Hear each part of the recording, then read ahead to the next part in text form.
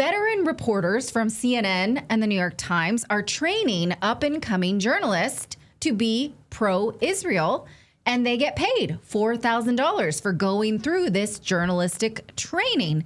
Now, first of all, this is reported by Dropsite News. Journalists are not supposed to take money like this. When I was at NBC, even the pages could not accept a Starbucks coffee from any of the guests because those are the rules. It was drilled into us. Journalists don't take gifts. We don't take money.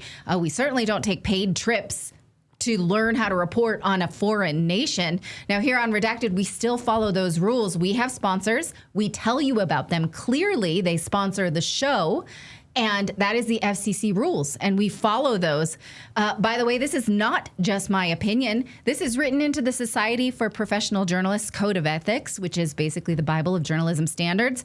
Look at this in their section, Act Independently. It says journalists must refuse gifts, favors, free travel, and special treatment, and avoid these types of conflicts. This means you are not supposed to do this. So when CNN or the New York Times take part in a fellowship that pays reporters to learn how to cover Israel, that is a violation of this code. I don't see it in any other way.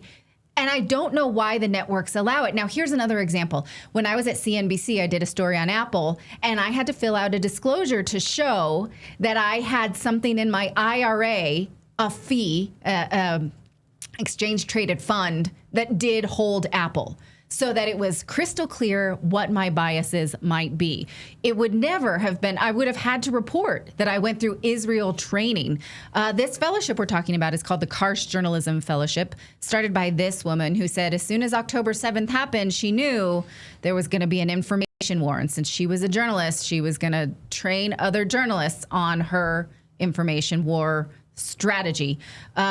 Now, they pay the students and young journalists to go through this training, and they get mentors from CNN, the New York Times, and the Wall Street Journal. One of those mentors is Van Jones. Here he is participating in a fellowship that's paying young reporters to produce the exact same kind of managed message that he's accusing other people of doing, just under a different flag. So what does this mean for objective journalists? How do we even know how to trust anybody if journalists are going to have this thought training before they even get into the workforce? Our guest today is Emily Jashinsky from Unheard. She joins us to discuss how these blur the lines between propaganda and media and why this is a conflict of interest for journalists. Thank you so much for joining me. Thank you for having me. So what is your reaction to this when you see that major outlets are participating in this way, in a way that's clearly written out that you're not supposed to do? It's interesting because Van Jones is, obviously someone who comes from left-wing activism, was briefly part of the Obama administration, and has sort of pretty clear opinions on all of these things. So I'll put him in a separate category for now. I still disagree with his lack of disclosure and all of that. But all of these outlets that are roped into this report, according to Dropsite's excellent investigation, we are talking about outlets that actually do purport. They have this ambition of achieving neutrality. And that's insane. I mean, I couldn't believe actually the comment the New York Times gave to Dropsite excusing their own journalists' participation in this fellowship by saying it doesn't violate their rules, when it very brazenly violates their exact rules for their own journalists. So with Van Jones, I mean, as an opinion journalist myself, I came out of conservative nonprofit world. I still disclose every time I speak to a group on my own website because I just think it's helpful and useful for people to know. But that's basically all out the window when you look at these quiet propaganda campaigns that we never know about until some reporter gets their hand on the information.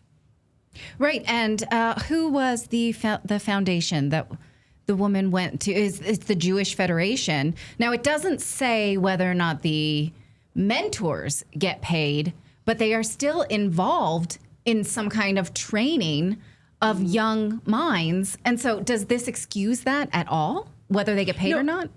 Right. No, and it's weird to act like this is anything other than a propaganda campaign. I mean, it's just laughable to act like this is anything other than a propaganda campaign. Their argument is they believe the truth is essentially the best form of propaganda. So they say they will only be trafficking in the truth and in the facts. They believe if they train up good journalists, then it'll just be better for Israel. Even if they train up journalists who use West Bank in their copy instead of Judea and Samaria, they say that is still just for the good of Israel. And that's obviously not why they're putting people through these fellowships. So I'm curious if this nonprofit takes any money from the Israeli government.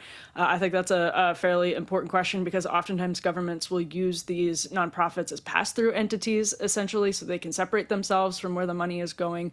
There's a lot more to learn here. Something that just never ceases to amaze me is how far and wide the Zionist movement casts their net towards thought leaders. We saw recently that they're tracking Christians when they go to church on their phone, and they're tending the garden of the next generation to make sure that their support continues. And so how do we ever know what is authentic if the tentacles are so deep and wide? It's really, it is genuinely frightening, because it's so hard to separate the fact from the fiction, especially when you don't fully know where the money is coming from and what sorts of programs people have gone through that may be calling their perception of what is like the neutral description of X, Y, or Z. And in this case, that's particularly difficult because, for example, there has not been journalistic access to Gaza. Western journalists have not been able to get into Gaza. And so when you go through a fellowship that, is very favorable to the Israeli government, I think we can at least say that. I think that's probably an understatement of what is happening at these fellowships. But if we just say that, every time you go to cover the story, you then, if you're a neutral reporter, just the facts, if you're just calling balls and strikes, then you're already preconditioned to see the Israeli government statements as more trustworthy than what you're hearing from anybody else. And they're a government. It's political. Of course, they're not always telling the truth. So that's a problem just like right out of the gate. And we continue to see revealed all of these conflicts of interests. You were speaking recently about Douglas Murray, who President Trump is promoting his book to sell you this idea that Israel is an extension of American democracy that we must protect.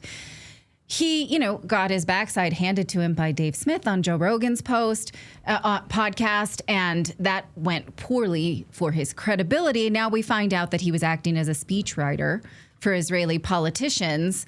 And so I guess I would ask you to ring in on that conflict and how obvious it was and how the rest of us should have had notice of that. Yeah, my colleague Ryan Grimm reported out this story over at DropSite, and honestly, I thought it was like very disappointing to learn. It's not entirely surprising, but in some sense, it's still.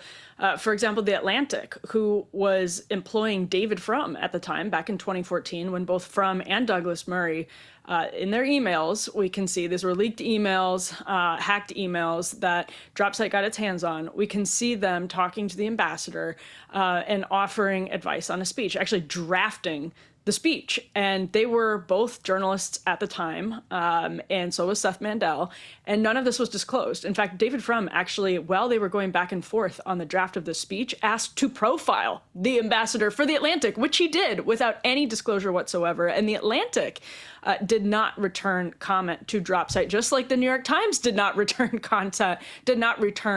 a comment request. And again, if this was a conservative, if this was Ted Cruz, or if this was Nigel Farage, or if in the case of the training program, it was some type of conservative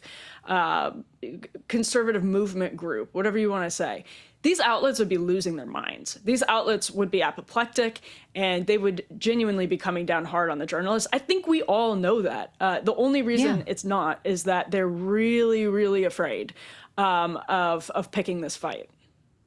But they were once, at least when I was working for mainstream journalism, this was a big no-no. They chased us to make sure of it. And in fact, when CBS replaced me, they had a spokesperson for a car company that did some of my tech reports.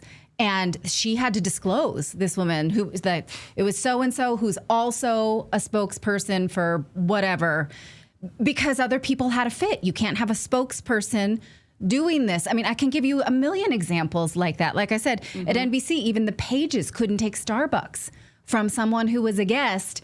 How has this gone out the window now? I genuinely don't know. And I also, again, I want to emphasize, I don't think this is happening on a lot of other issue areas. I really don't. And I think, if you're David Frum and you were a speechwriter for George W. Bush, and you're Douglas Murray, you're obviously, these are two people who come from deeply ideological positions. And maybe, this is, again, just the best explanation that I can come up with. They were hired at their various publications with the knowledge, their employers had the knowledge that they were, willing to act as activists on behalf of this cause that, again, saying it charitably, they care very deeply about. David Frum is Jewish. And so, again, that's the charitable explanation here, is that the outlets say, we hired you knowing that you are basically an activist on behalf of this cause.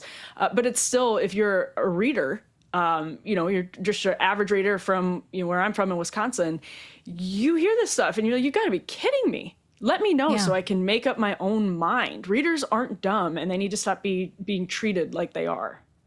Right. And here's something I saw reported. I don't know if it's true yet or not, but speaking of an activist in a media role, Barry Weiss, who's now taking over at CBS, is reportedly going to start out with a panel on the Middle East, starring Hillary Clinton, Tony Blinken, and Mike Pompeo. So way to go, a panel on the Middle East with no Middle Eastern people, and all of them war lovers. Could it be any more transparent, this position on the Middle East?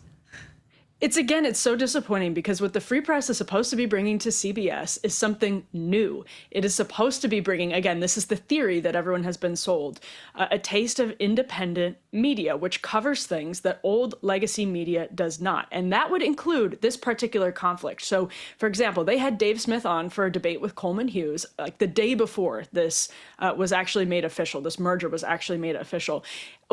If Barry was putting Dave Smith on a panel, that would genuinely be bringing new voices into CBS that are actually valuable for bringing a diversity of perspective to the table. This is not that. This is just doing what CBS has already been doing. Yeah. Well, I really appreciate your take on media propaganda. I think you're doing a great job. So it was a pleasure to speak with you. My guest has been Emily Jashinsky from Unheard. Thank you so much. Thank you.